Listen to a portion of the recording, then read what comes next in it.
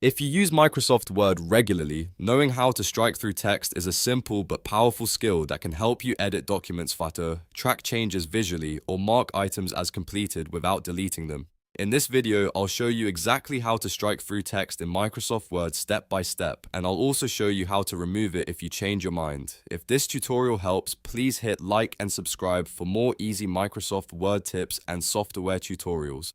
Let's jump in.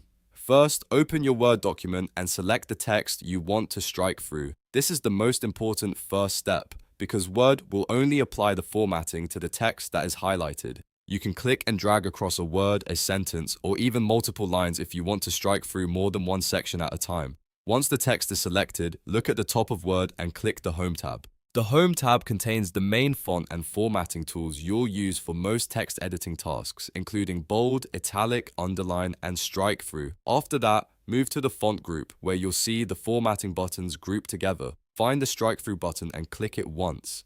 As soon as you do that, the selected text will appear with a line running through the middle, showing that the formatting has been applied. If you need to strike through another section later, just repeat the same process. Select the text, go back to Home, and click the strike through button again. And if you want to remove the strike through effect, it's just as easy. Select the text again, then click the strike through button one more time to toggle it off. This is useful if you accidentally applied it, or if you want to update your document later without starting over.